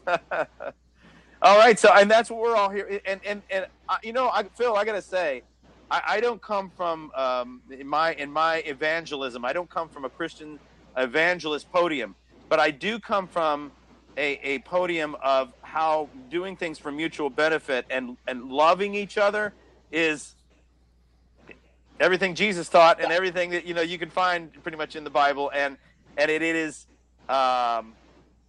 amazing how when we're getting into this world we're in now, we can actually just start doing good things for each other, and focus on where that will take us, because that's what's so exciting about podcasting, different than YouTube to me, because people in podcasting, first of all, they're listening to shows that are probably a half hour long. They're learning something. They're also pursuing, and Carlos is like, and then they're subscribable. Right. They're syndicated. It's free, and because it's a free medium, nobody's doing it because they have to. Right. They do it because they want to. So now we're all here because we want to be. Now let's make money. Exactly. Now let's use Google. Now let's monetize. But I love that I'm in a room here, a virtual room with you, Phil, and you, Carlos, and you, Jamie, where we all are doing it for that reason. If I went out into regular business and I was on the street and knocking on doors up and down, Sunset Boulevard, it's a little different. Yeah. You wouldn't be wearing a Podcast Movement t-shirt. I wouldn't. I'll tell you something. People in the TV business have talked to me about podcasts, and their first comments are, "Oh, that's really interesting. I like podcasts. It's too bad you can't make any money in it." That's their first comment. Yeah. Well, and and that's because we've built this. I don't want to call it an industry, but we built this sort of strata of podcasting where you're podcasting to poverty, as I call it. And you've got to have a concept of how you're going to monetize your industry before you start recording. Before you even get going, you've got to know, okay, I'm going to promote these affiliate links, or I'm going to do this, or I'm going to do this. And this is how I'm going to use this network that I'm going to build of people to be able to help me pay my bills. Because you're going to have to pay for Libsyn. You're going to have to pay for web hosting. You're going to have to pay for a few other things along the way. And if you don't have the plan in place, you're podcasting to poverty. You get a phone call. And then you get a phone call. I always tell people to think of the very end result. Like, what is your end goal, and work back from that. And I think if you do that, you're going to have a much better experience. Too many people hear that they can make millions like John Lee Dumas or Pat Flynn, or I can name 6 or 7 others very easily. Too many people hear that and go, well, great, where's my microphone? And we're talking to entrepreneurs, and I work doing this stuff professionally also, Phil. But I will say this: the thing that really is startling. Well, you said John Lee Dumas podcasts for a year before he actually monetized. He monetized with advertising 6 months later. Okay, but he started producing products a year later. with Podcast Paradise. I just want people getting into podcasting to understand the process. Because, Exactly. And the first process, the very first step is staking out your expertise ground online, so that if you imagine a keyword in Google, that search word is being searched for to find you, or it's searching to find you in the iTunes store. And that thing is probably something that you know that other people are not online talking about, or maybe talking about the same way, or you're doing a little bit more of a niche idea.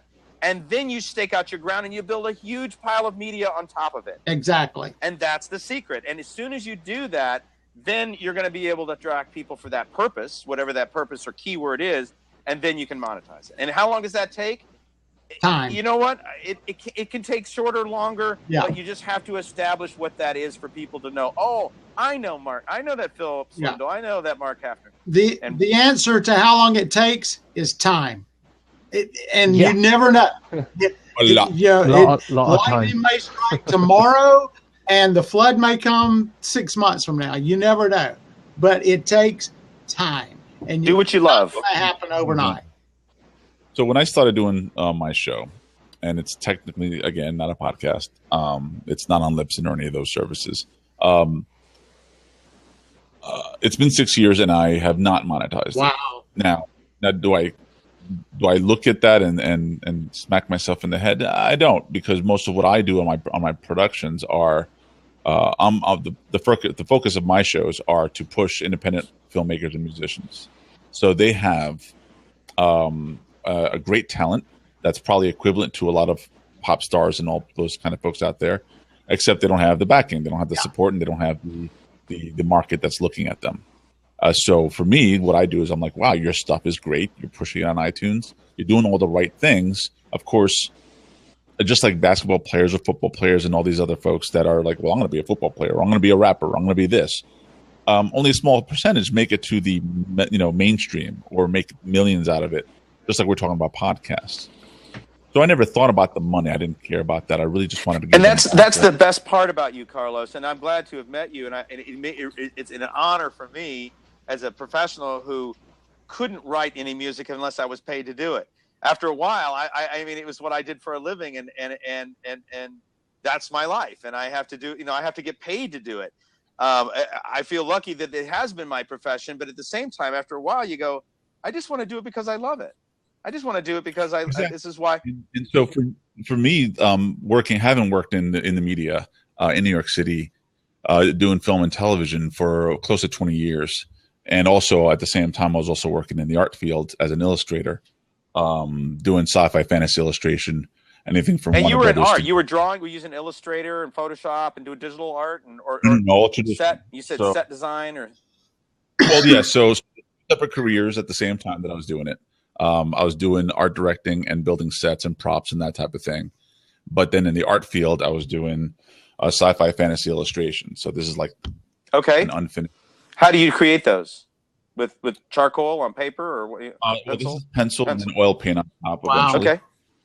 Fantastic. So that's what I studied. I studied illustration. I went to School of Visual Arts in New York, and then this is a finished product, oil on wood. Wow, beautiful. Thank you. And so those become like either album covers or concept art for video games or whatever it is they hire me for, and so on. So those were the careers that I was in. And so I would do paintings, and then I'd do a music video, and then I'd do a movie, and then I'd do another painting, and so on. So that's how I was juggling my life. Now, that being said, eventually I got into media even more. And for example, one of the first podcasters I met, and they didn't even know they were called podcasters, were Fubu. So Fubu had built a multi-million-dollar studio in the Empire State Building, and they were broadcasting live interviews with hip-hop artists and all these people through the internet in a world of 33 and 56K. Mm. Mm-hmm. And so they had hired me to try and see how we can get the word out to... I'll be back. customer base. So their customer base was obviously too young to even afford any kind of high speed. Mm-hmm. But they still wanted to push it. They spend all these millions and so on. So, and we all know who the head of Fubu is now. He's on Shark Tank. But, they were way ahead of the game. And so I developed a DVD, basically a miniature CD DVD, like the size of a business card. Yeah. With a interactive interface that you put in your computer, and that would sign you into their website through the CD, and then show you glimpses, all stuff that's on the disc of some of their content.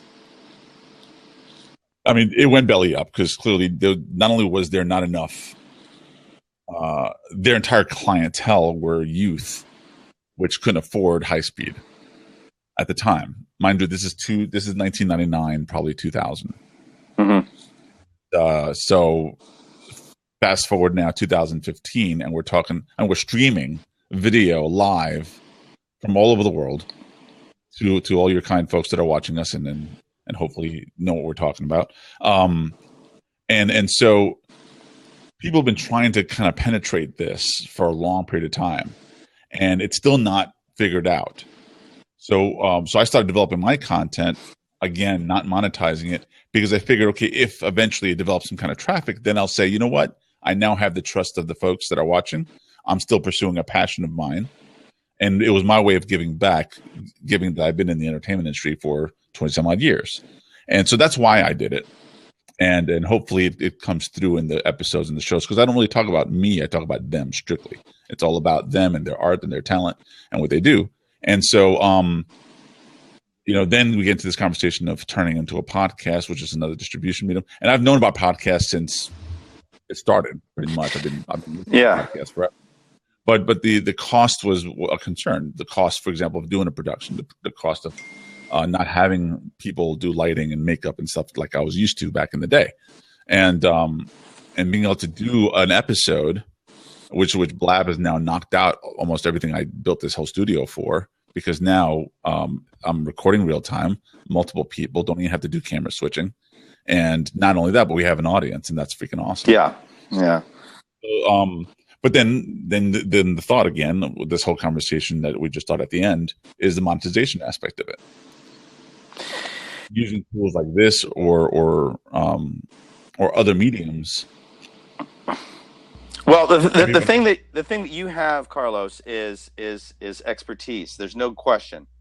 There's no question that you have expertise, and there's no question that there are people out there that would like to learn. There's no question in my mind.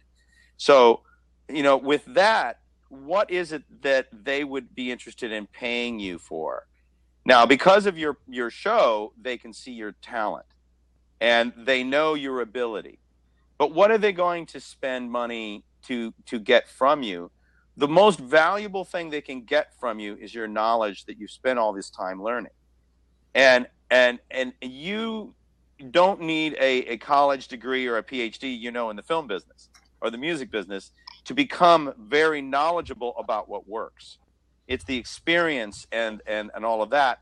And people like Jamie and Phil and myself who didn't go through the experiences that you went through, we want to learn about what it is that an art director can teach us.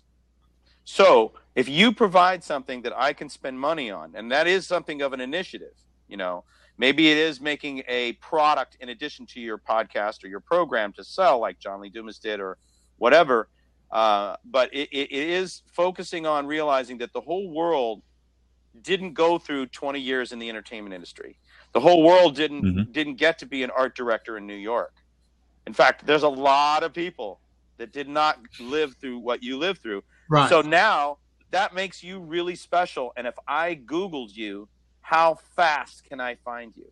And how fast can I learn your expertise through a website, through a podcast, through whatever, so that I am just, wow, Carlos has got exactly what I need. I don't need to, to learn from someone in just fine art. Like, I love fine art, but I want to learn how fine art is used with video games. I want to do album covers. I want to do album covers. So then you say, yeah, I do fine art. I do illustration and pencil. I studied this, all this stuff, but I'm actually doing album covers for bands and that are video games. And so that helps, people to identify why they would want to learn from you. I'm going to tell you another area of monetization I don't think you've even thought of. And that is that you have assisted bands in promoting themselves on YouTube. For how long? So now about So 6 or 7 years, you've helped bands promote themselves on YouTube without any compensation whatsoever. But what you've done is you have given yourself the ability to teach other bands how to present themselves on YouTube or on other social media, et cetera, et cetera, et cetera, to grow their tribe. And you have a intrinsic value to bands, to musicians, to entertainers, not even just bands and musicians, to entertainers as a whole in small markets, to get their name out there in ways that other people have yet to figure out. Ways a lot of bands have yet to figure out. I'm gonna one up you, Phil. I'm gonna one up you because here's another one that I mean because I'm a producer. Yeah. And I'm looking for bands and music. And I gotta say that somebody like me is out there looking for music from these bands. And and when we were talking about copyrighted content, recordings of bands I can license into TV and film projects. Exactly. And if you had like a band connection and you say, hey, I know this guy Mark Hafner, man. I was hanging out on a blab with him and you know he puts music into TV shows and you know, you guys just did this new record. We were talking about it on my podcast, but man, the recordings and stuff. Have you ever thought about, getting that stuff into TV film or any commercials? And so then you can you become an agent of sorts. Yeah, you can become sort of a publisher. You know, you're kind of a publisher. I mean, a publisher is actually the person who gets the music sold. That's kind of the definition of a publisher. Right. If you're actually the middleman, you believe me, there's still a nice little cut for you. There should be, because those bands weren't making any money with their CDs before you. Now, there is one guest that I had. He's one of my first guests, and then I re-interviewed him about 5 or 6 years later. And when I first met him, he was just starting. He was doing kind of like dance music, that type of thing. And now he makes a 6-figure income doing just that. He's not signed. He has no album. But he does do music for movies, TV shows, commercials, and so on. And now he travels and DJs all over the world based on the music that he's been putting together for these shows. So, but that does sound like a cool idea. I've been a musician, but not a musician on the stage, and it's really hard for people to imagine what that means. Because when I tell people I've been doing music all of my life, they think, "Oh, where do you play?" Or who did you tour with? Where did you tour? What's your band name? Or do you have any albums out or any of that stuff? And even as a producer of songs that do actually go out and other people hear, you still don't really know who I am. Yeah. And yet I'm one of those people that you need to understand how to make a record.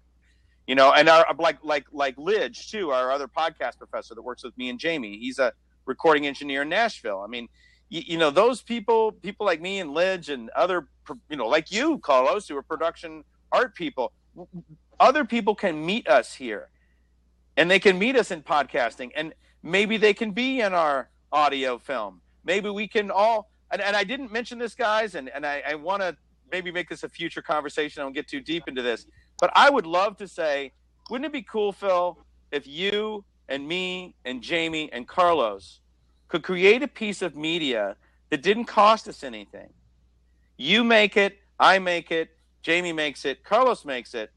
We all do different things because we have all different talents. So once we've done that, we've now created a piece of media that we all have a contribution in, we all own together, and whatever equity we would have in it would be shared equally between all of us. From my standpoint, that gets super exciting because talking to Carlos, I know I can't do the things that Carlos can do. And I want Carlos to do the things that he does on my project. And I want you to have your experts on my project. But how can we do this? Because we're not all making money yet. Exactly. And so to me, shared equity ownership is an interesting idea for media because I'm telling you, I do this for a living.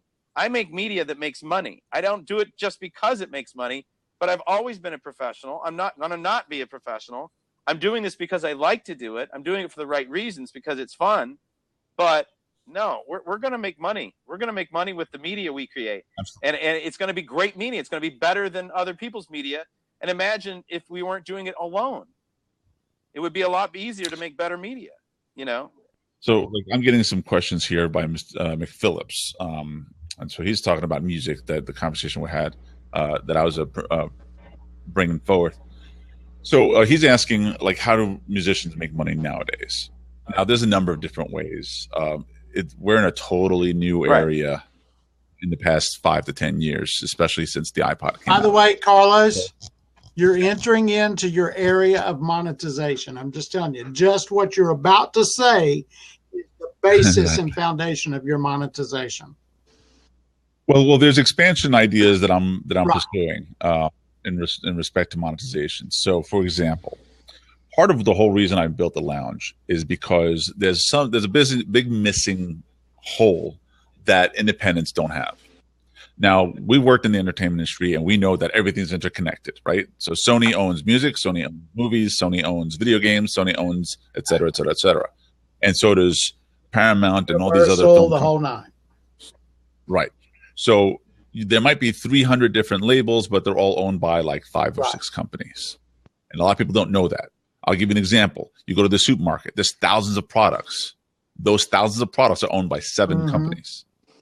And a lot of people don't know that. There's 3,000 magazines made per month or whatever, owned by about 8 or 10 companies. People don't know that.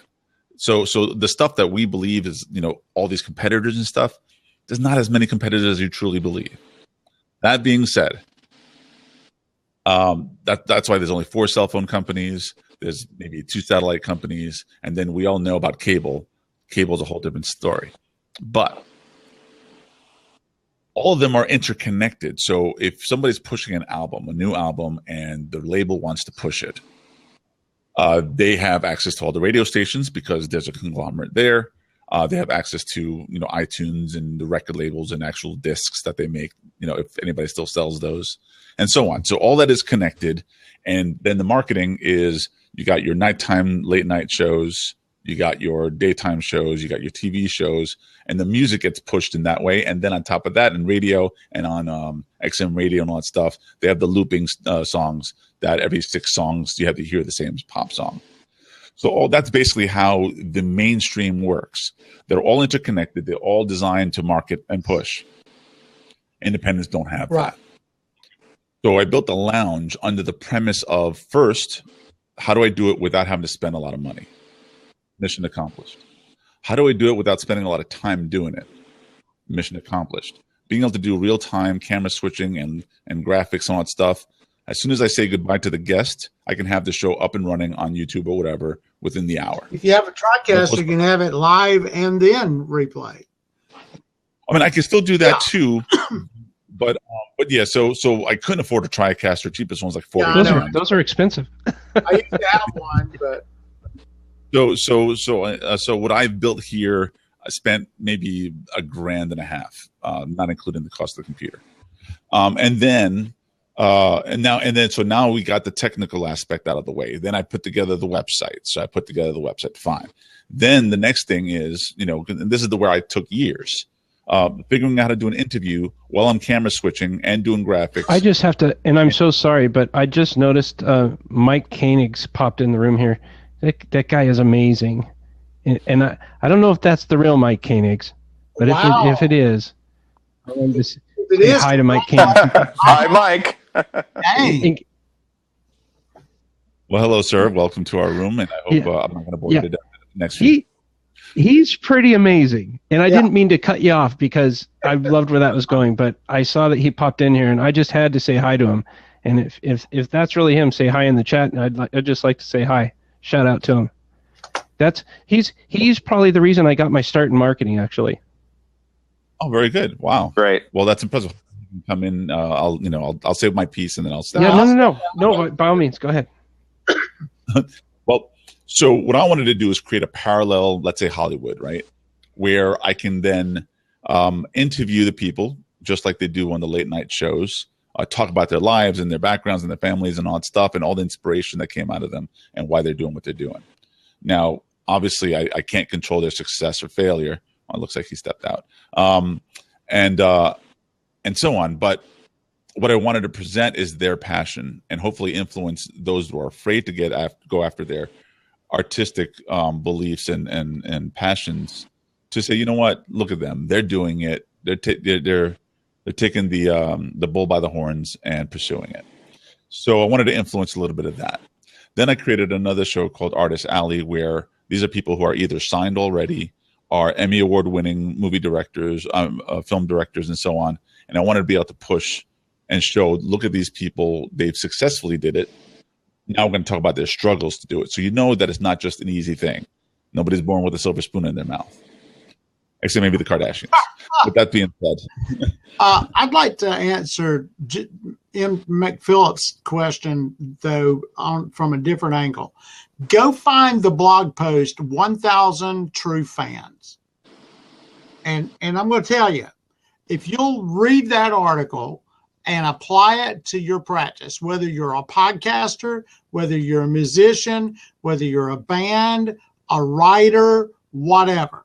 If you'll go find the blog post, just Google it, 1,000 True Fans, it'll come up, and read that article.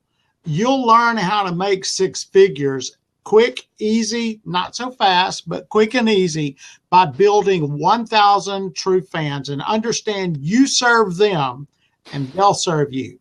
And so you build the 1,000 True Fans. Now, if you're in a band, you're going to need a few more fans than 1,000. If you got 5 folks in your band, then you need 5,000 True Fans.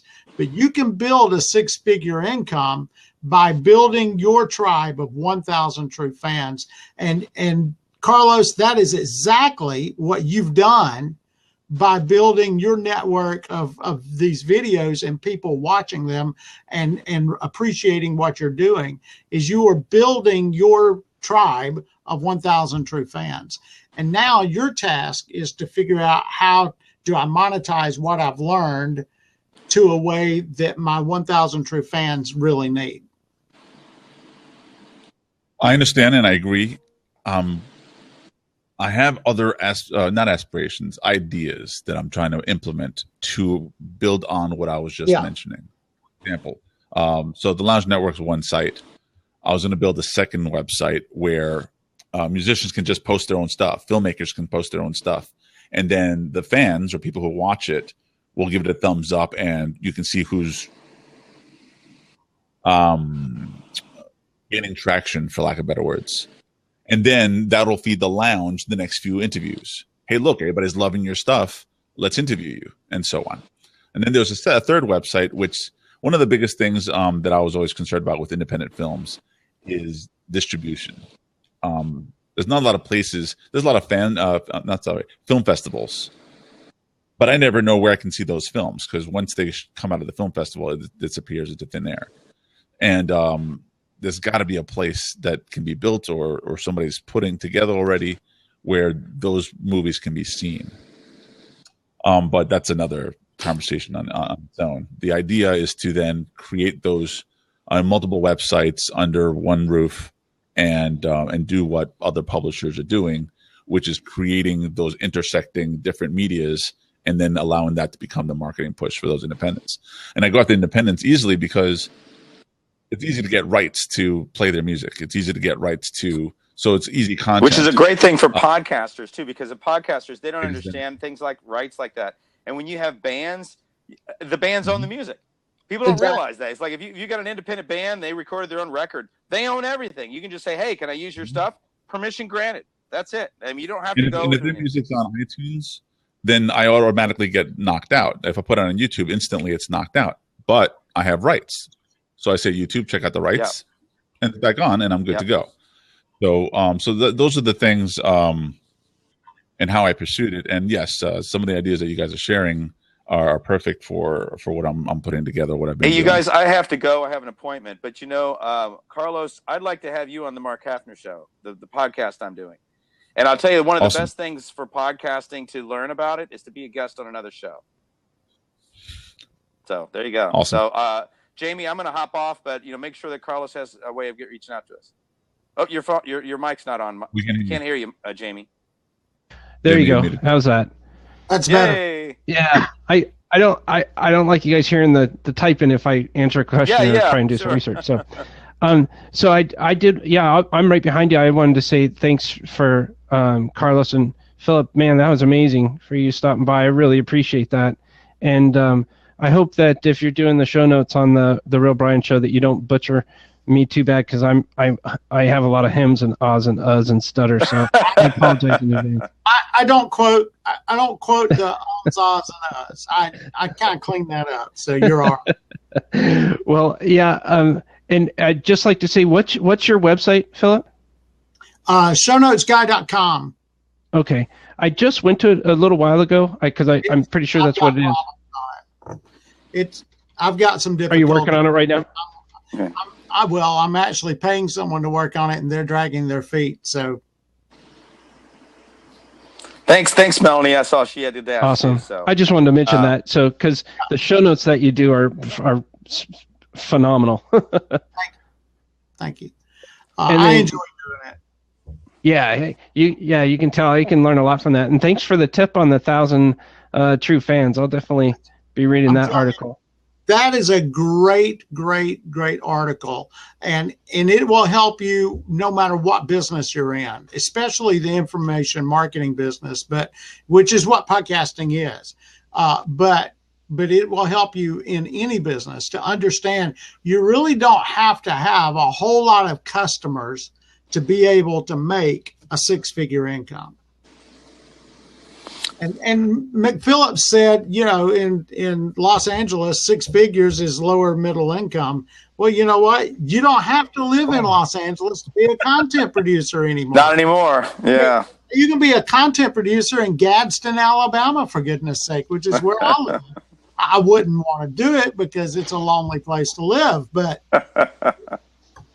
it's the fact that, the situation is because of the internet, because of other things, you really don't have to live in Los Angeles. There's a Southern Gospel. I hate Southern Gospel, but there's a Southern Gospel band based right here in Gadsden, Alabama, who made all sorts of money, got all sorts of awards. They were the #1 Southern Gospel band in the world for 15 years straight, called Gold City, from Gadsden, Alabama. They never moved to Los Angeles. They never moved to Nashville. They never moved anywhere. Atlanta. They built their own studio in Gadsden, so they didn't have to go to those places. Right up the road in Fort Payne, Alabama, there's 4 guys from a band called Alabama, and they ruled the country music scene for years and years and years. And for the most part, they lived in Fort Payne, Alabama. You don't have to live in Nashville or New York or Los Angeles or Atlanta or Miami or Vancouver, British Columbia, or any of those places to make money creating content. That's where the distribution channels are. Exactly. And that's all you need, is you need to understand where the distribution channels are and create good content no matter where you are. They'll find you if it's good enough. Absolutely. Hey, Carlos, if you want to, you can contact Mark at markhafner.com and to get on his show there. That might help you out. And then reach out to me with that email. That'll be great. And just send me an email, and we'll schedule an interview, like do it over Skype or something. Let us know when it's going live. All right. Heck yeah. I gotta go, guys. Thanks, guys. Thanks, guys. It's been great. That was awesome. Come back and see us again, Carlos. Not a problem. Thank you. Right. See you next time. Now that took me to a YouTube page. I guess you can hear that now.